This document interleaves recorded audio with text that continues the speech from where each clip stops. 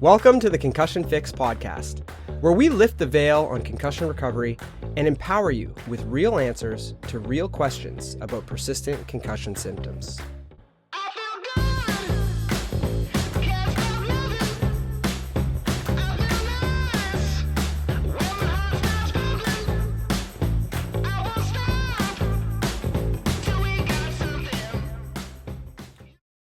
Welcome to this week's episode of Concussion Fix podcast. We're going to pivot the podcast a little bit and go back to our origins. So if you've been living with concussion and PCS, if you have a loved one that has been, this episode is going to be really great. We are going to pivot and the podcast in general and answer more of your questions. So if you ever have a question that you want us to answer on the podcast, please email us in at cam@concussiondoc.io, and we would love to ask your question and answer it on the podcast. But today, let's jump back to our origins of the Concussion Fix program. So before we dive into the origins of the Concussion Fix program, let's meet our instructors. So let's start with Dr. Marshall. If you can introduce yourself and how you became interested in concussion and PCS. My name's Cameron Marshall. I'm a sports specialist chiro, and I've done a lot of concussion research. So I come at this from a research standpoint when I did my sports medicine fellowship. And I also founded a concussion treatment organization called Complete Concussions, which is the largest concussion care network in the world. We've trained probably 10,000 healthcare professionals on how to better manage concussions, how to better provide treatment, how to better assess that type of thing. And the Concussion Fix really started during the pandemic. Clinics started shutting down, and we knew that people with persistent concussion symptoms still needed a lot of support and help, and they weren't able to get that in-person care. And I know that the three clinicians here, like myself, everything went virtual. And so we're at home basically doing meetings on Zoom with our patients and having the same kind of conversations over and over again, right? A lot of concussion recovery depends on, lifestyle modification. So how do we tell somebody how to sleep better, how to eat better, how to start exercising, what they can do for their visual symptoms and their dizziness and those types of things. And so basically, that's when I got in touch with Dr. Paul and Melinda and said we should just make a program that goes through all of these foundational recovery elements that people struggle with. So we launched it during the pandemic, and it's still going today, and it's even bigger now than it's ever been because people still, turns out, need a lot of that additional support that they're not getting through, traditional pathways, right? Typically, what people do is they get stuck in what we call the concussion care maze, where they're trying this and trying that and trying this and trying that, and kind of some things may help a little bit, other things are just dead ends and super expensive, and they don't really know what to try next. And so we took all of this information as concussion clinicians and researchers and basically created a stepwise process to follow so that you know exactly what to do at exactly what times. You understand what actually has evidence to support it and what doesn't, so that you're not wasting time, energy, money going down these wrong paths. So yeah, that's my origin story anyway from this program. Awesome. I know you jumped a little bit ahead. So let's go back and introduce also our other two instructors. Let's go to Melinda. Yes, thanks, Nikki. So my full name is Melinda Kryinhill. I'm a licensed therapist based in the GTA, so Greater Toronto area in Canada.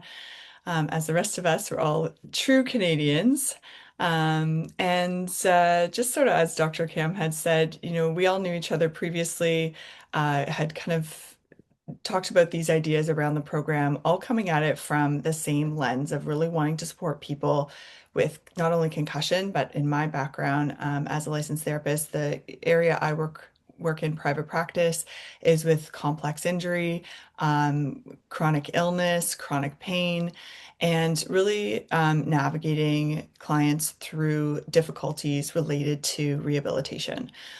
So Dr. Cam, myself, and Paul all kind of came at this in the same angle, and we wanted to bring forward this sort of innate knowing that we had around what these types of client populations needed that they weren't getting from conventional medicine. So it really did bring us all together, as much as we have our individual backgrounds, in psychology for myself, chiropractic, and as you'll hear in a moment from Dr. Herkl, in naturopathic care. So it really is sort of this unique blend of three different clinicians. And I think we're all so passionate about bringing in holistic care for our clients and something that was sustainable. So it was birthed through COVID, but really truly was a need that was there, I think, years and years before we really launched this online platform.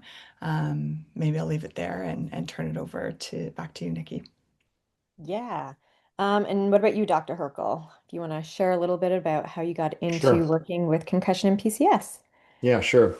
Uh, Early in my career, I was very involved in sports medicine. So, as a naturopathic doctor, my focus is on nutrition and also on how do things like your gut and processes like inflammation play a role in a symptom that a person might have. And after my work with sports medicine and my passion and interest in helping athletes, I realized that there was a huge area that is underserviced, and there's some tremendous cracks and gaps in every healthcare system. And through the Concussion Fix program, we've learned that these cracks and gaps exist around the world, not just in Canada or the United States. And so that's how my interest in concussions really started. I started collaborating with Dr. Cam really early on patients.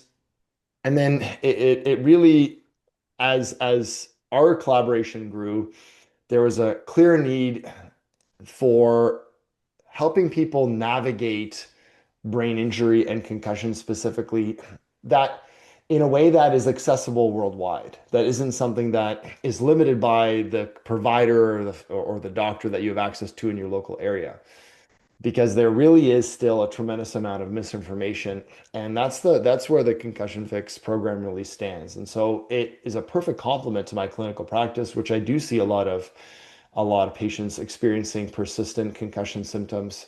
I help people balance their hormones. I help them understand the role that diet plays and the role that inflammation plays in their brain injury, navigating things like sleep dysfunction and mood regulation from a nutrient perspective. But I also realize that is one piece of the puzzle. And so I need someone like Melinda and her insight and someone like Dr. Marshall. And so that's where the Concussion Fix program was born. So I think it's a perfect complement to every clinician's practice. And I think it's a great way for people to get information about what to do next, what's going on in their brains and in their bodies. And it's been an absolute privilege to help, thousands of people through the Concussion Fix program and to complement my clinical practice. Awesome. And something you said there had me thinking, you said that what you're doing is one piece of the puzzle. Mhm. And so that had me thinking most of the time people jump right to, rehab, exercise, physio, chiro, things like that. And so what makes Concussion Fix different versus just going to doing those rehab exercises? Who wants to take it? Well, go ahead, Ken. I think we all have our unique angle to that, but I touched on some of it. But go ahead and start, share. Yeah. I think that's like traditionally that's what people do, right? If you feel dizzy, you get referred for vestibular rehabilitation. If you have, headaches, you might get put on some medication or something like that. But ultimately, all of these things work together. And so the things that drive PCS could be autonomic dysregulation, could be inflammation, gut, hormones, could be visual and vestibular dysfunction, could be neck issues, and could be your mental health. Hmm. Now, the thing is that a lot of people, let's say it's a neck issue, a lot of people hold stress and tension in their necks. A lot of people with neck issues, that neck issue is due to chronic inflammation. They have inflammation in their joints, they have inflammation in their muscles, and so that keeps everything tight.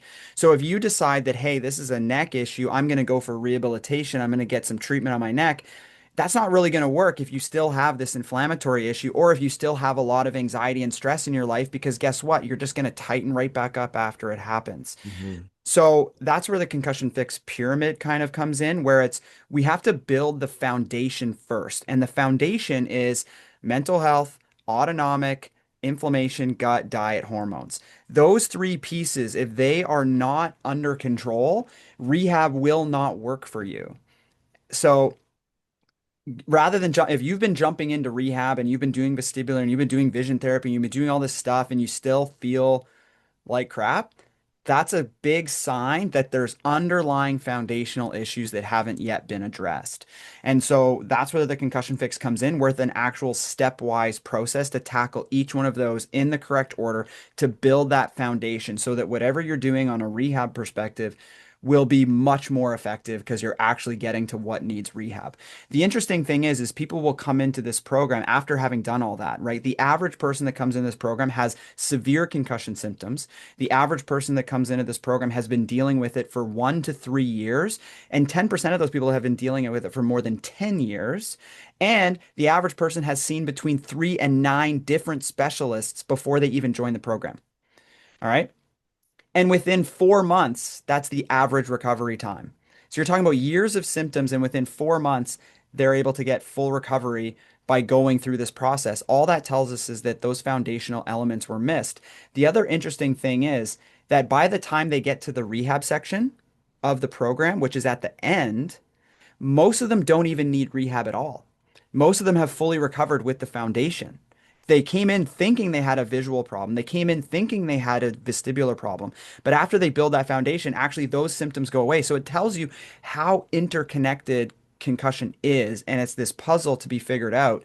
But if you go through the steps and do everything and address all of those 5 drivers, by the time you get to rehab, it becomes really clear what rehab you actually need, if you Mhm. need it at all. Because now there's only a couple lingering symptoms, and now it's easy to tell which system those are coming from, and you can easily address it. Yeah, Awesome. absolutely. And then I might add to that as with regards to sort of this recovery pyramid that we designed. So I don't think you mentioned that yet, Dr. Cam. Our recovery pyramid sort of builds those foundations one step at a time. And right at the bottom is sort of the mindset, the mental health. And I think, a lot of people almost stop there and think, hey, I don't want to go any further. Like, I don't think this is mental health. I've had other providers, specialists, even doctors sort of tell me that this is a mental health issue, especially when there's a lot of confusion and uncertainty about various symptom profiles. So people kind of get cornered and labeled as having a mental health issue when that's not necessarily the case. And so we've sort of framed it in the program as the recovery mindset and nervous system regulation. Now, that doesn't mean, mental health isn't part of it, of course, and it makes sense that mental health is, right?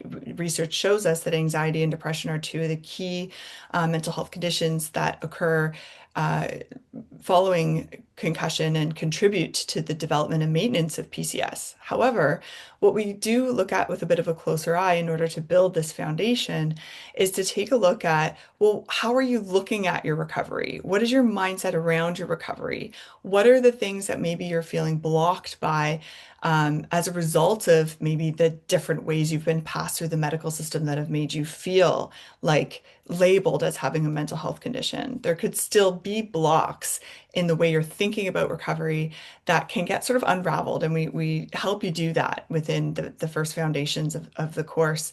Because if we have, what we call in the program a fixed mindset, it really creates a more rigid way of seeing recovery. And what we try to do is support members to go through with more open eyes, a more open receptiveness to different ways recovery can unfold. And so that is sort of one of these cornerstones we work at right at the beginning of our program to help people recognize that, wait, if I'm thinking that I have to be completely symptom free in order to start living my life again, right? That's a big one we see. Because if I'm completely symptom free, then I'll re-engage in my life. Well, you're actually stopping yourself from being able to do great exposures to help support your symptoms to get better, for example.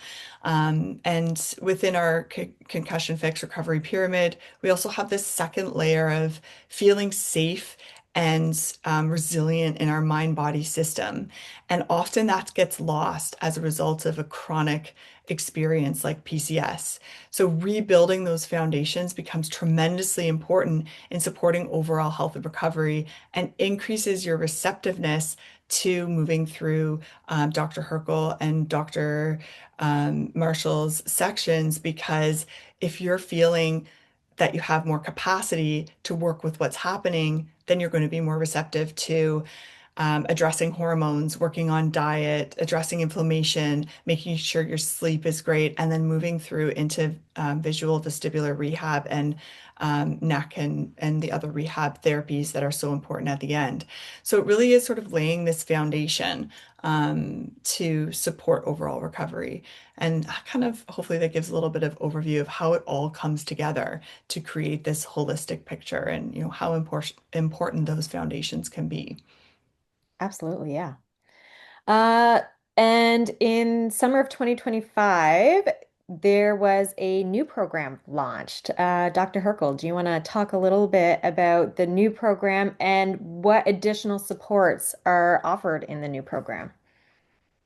Yeah, so I think like any good clinician, we looked at our program that was launched in 2020, the original one, and we realized there was a tremendous amount of success that we had. We could tell based on symptom scores that people were getting better in as short a time as 3 weeks, having substantial improvements. And in fact, now as part of this new program, we actually wanted to implement a number of extra things that are going to help us track progress that people make. So this new program, we call it 2.0, Concussion Fix, is actually a research study that we're doing. And so we're mining data out of it already. And there's some really, really exciting information that is showing that a person doesn't even have to actually go and see some super specialized person that's in an ivory tower somewhere and is able to get beneficial effects right away by just learning about what's going on in a concussion. What are some things that are true and what's not true, and all the things that Melinda and Cam have already mentioned. And so we've basically taken the first 5 years and we've basically looked at the ways that we could improve it and make it actually more user friendly. So I would say, Nikki, the first biggest improvement is that we've made the information more bite sized, a little bit easier to consume, shorter videos. We've kind of refined and reorganized the concussion fix pyramid and formalized that a little bit more. So Melinda's sections are kind of starting off as they were before, but now we have nervous system regulation, which is a little more clearly connected to sleep dysfunction. So I talk about that, teach people about circadian pattern and the importance of things like melatonin and sleep hygiene. We've tried to make it as practical as possible. So this isn't a program that's just here teaching you about kind of stuffy research. It's actually extremely packed with what are things that you can do right away to implement this in your own life. We want this to be empowering, and we encourage people to go through it in a stepwise fashion, implementing things as we go. It's not meant to be consumed in 2 weeks and get through as quickly as possible. It's meant to be applied as people progress. And based on our clinical experience and based even now on our experience in the Concussion Fix program, we've curated the actual pathway a person takes to optimize that recovery. So I would say, Nikki, that's probably the first biggest improvement that we've made. And I think so far it's been really well received.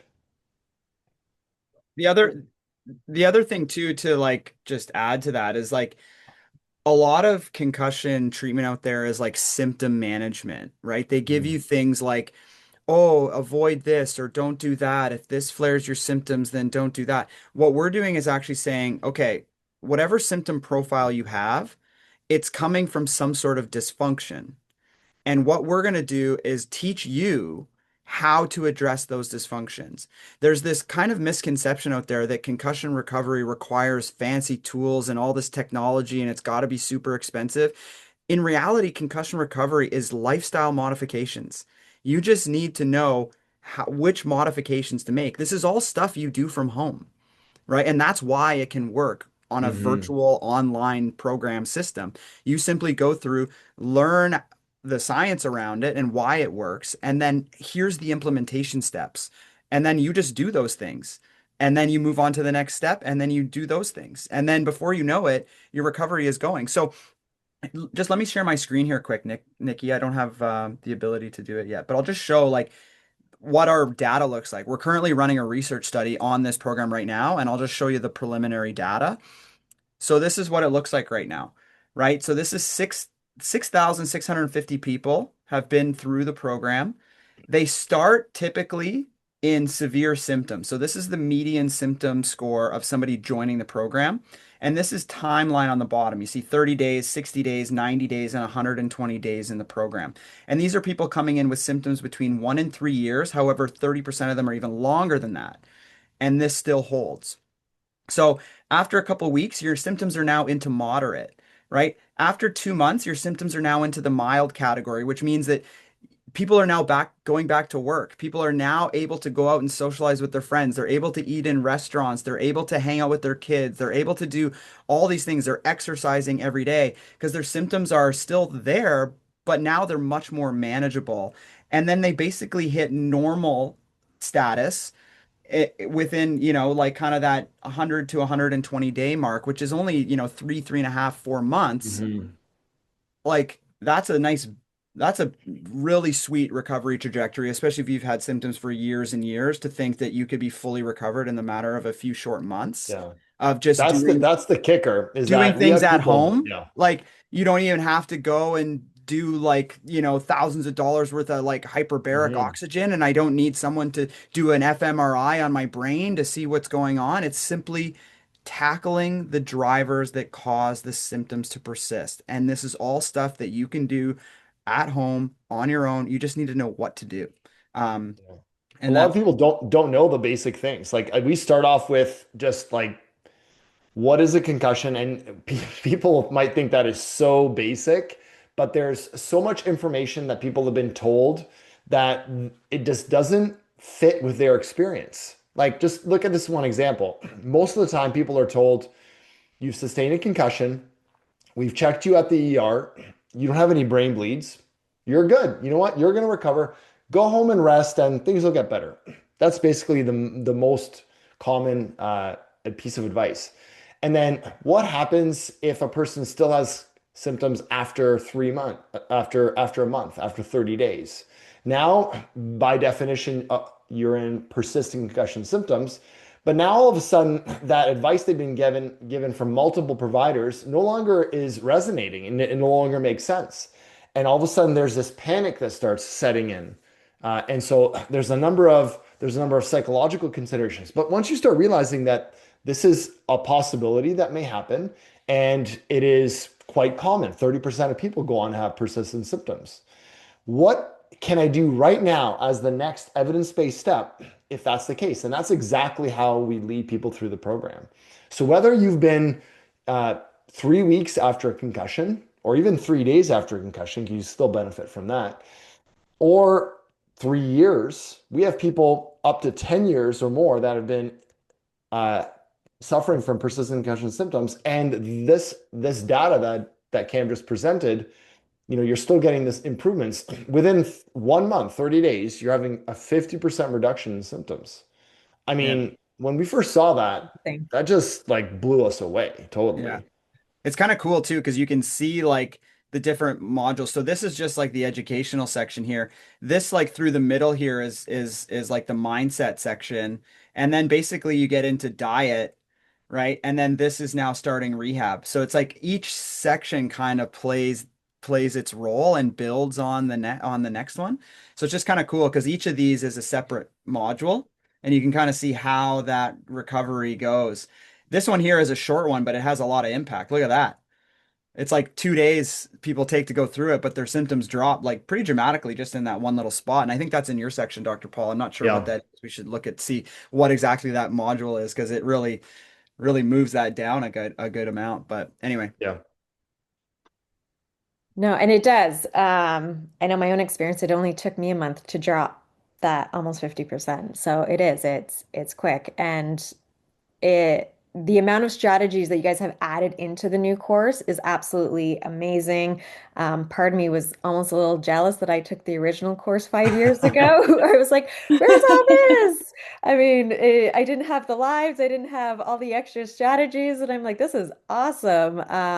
So We having should talk seen about that for a second. Just so like, what are some of the things that people get? So, like, right now we've talked about it as a program. So, there's obviously an educational component. We were reviewing research, but what are some of like the practical things that people are getting, Melinda? What kind of tops comes top of mind? I know in your sections you have a lot of practical things. Yeah. From my area and modules in the program, it's big on experiential work, right? Like let's learn practical skills, tools, but also experiential. How can we learn to be in our body that's experiencing intense and significant symptoms at this time and still feel and remind your body and send yourself this message that you're still safe, right? So there's this real contradiction in PCS that my symptoms are so overwhelming and distressing, like I cannot do anything else.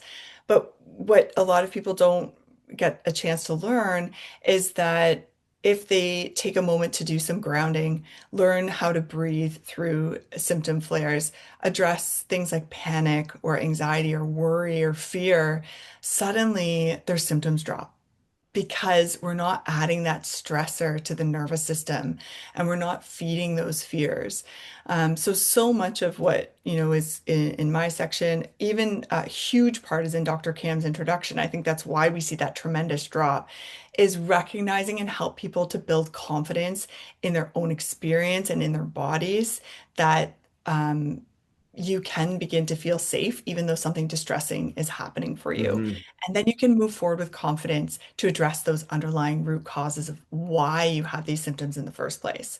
So that inflation of symptoms is often due to fear, worry, panic, anxiety, Hmm. um, um, lacking safety, having a nervous system that's overwhelmed by the experience of having PCS, so many things. So, really, not just practical insights and reassurance, that's big in Dr. Cam's intro, but then coming into my section, um, building confidence. Feeling safe again, feeling, increased sense of hope that you can move through and actually experience a reduction in the symptoms and distress level that's happening and learning practical ways to do that. And, I'm blending practical and experiential, which are kind of two different sides of the coin, but it really is like you're learning tangible skills and then you're learning how to bring that experientially into your life. Hmm. And then I find your section, Dr. Paul, provides even an added layer of that, right? You're learning and understanding how your body works and why inflammation plays such a big part, or why, sleep and not having proper sleep hygiene or proper sleep to support recovery is, potentially damaging or hindering your recovery in so many ways. So I don't know what other words we could Yeah. add here, right? We Reassurance. actually give people those resources too, right? So like people actually get like a sleep hygiene document and they actually get vagus nerve exercises to help balance their nervous system. They get a full comprehensive outline of how to eat, including a diet diary and an actual meal plan. We give them, resources like letters to share with their doctors on what hormone testing to get. So people walk away feeling very supportive. I love the word you use, Melinda, which is hope. Like we call the program Concussion Fix. We could kind of call it Concussion Recovery Hope too, because people immediately realize that they were very hopeless coming to the program. They're searching around, looking for other possibilities because they just continue to fall through the cracks and hit dead ends and being told, like, it's not in your brain. There's nothing wrong with your brain, but I've got a brain injury. So what's going on here? And so we dispel all those myths. And then we're there to answer questions as well. That's the other big thing is the community support piece, Nikki. And I know you as a past member had a very positive experience, obviously, so much so that you've now are working with us, which is as a community support manager, such an important piece of this experience. We really want people to have a positive community that they can not just learn, but also ask questions because every case is a little bit different. While we can't be your doctors online, we definitely spend hours on a weekly basis helping people navigate as much as possible within, those legal and regulatory frameworks. Absolutely. And like you said, so many people come in and just feel hopeless, and to be able to Hmm. give them that hope that, recovery is possible. There's light at the end of the tunnel is absolutely amazing.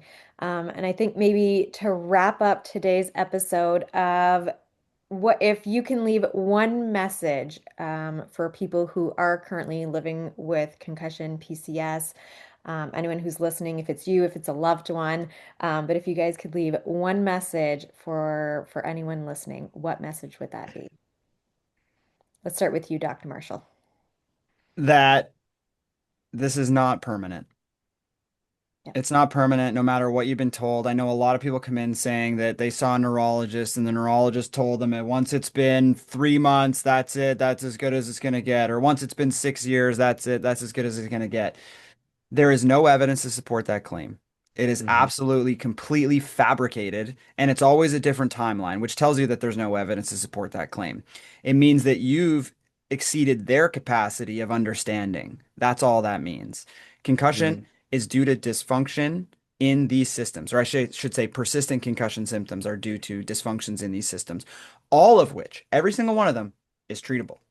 So this is not permanent. You can recover even if it's been 10, 20, 30 years, right? The longer it's been, the longer it's going to take, the more work you're going to have to do because it's just more ingrained in your sense of your being. You have to do the work to kind of unpack that and address it. And so the longer it's been, the longer it'll take, but this is not permanent.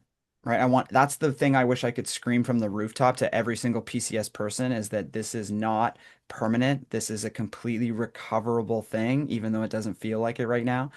You just have to know what to do. And that's the thing. Most healthcare professionals have no training in this area. They have no idea. It's not covered in medical schools. So you're dealing with a healthcare system that doesn't understand what you're going through. They really don't.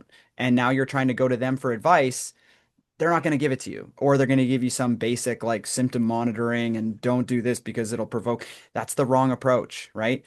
Being in the research space in this area, I can tell you that this is a recoverable condition. It just takes fixing the systems. And as long as you know how to do that, it's like straightforward and easy. Like within a couple months, you can fix those systems. Awesome. What about you, Melinda? Hmm. I think I would say you already have everything within you to get you through this journey, right? So almost everybody that comes into the program is looking outside of themselves for support, for guidance, for Hmm. the answers. But really, this program is built with information to build your own capacity and build your own agency in your own recovery. So I think I would just say you already have everything inside of you. Just believe that and move through the program to gain the knowledge and skills to implement that. And I think that sets you on the right path. I love that. And you, Dr. Herkl. Yeah. I think one thing as a naturopathic doctor I've always prided myself in and I've used as a way of describing what I do is I kind of get after the root cause of their health dysfunction. And so with with PCS and with the Concussion Fix program, that's one thing that we really emphasize. People come into the program because they've been told they have persistent concussion symptoms. But by the time they leave the program, they've now identified what are those things that are actually holding them back. And that often is not necessarily related to your brain at all. So concussion is a brain trauma, but persistent symptoms are usually not a brain injury anymore. So that's what I really try to share with my patients. We get fixated on a label like, like, okay, who's the concussion expert? I got to go see this person. And that is helpful initially, but so many people that we're dealing with, especially now that you're months and years after the initial trauma, is like, okay, so now what's holding you back? Already in this conversation, we've talked about things like anxiety and depression holding you back. And that actually can cause a lot of symptoms that we associate with being brain related, like brain fog or confusion, or things like kind of having what is termed cognitive dysfunction.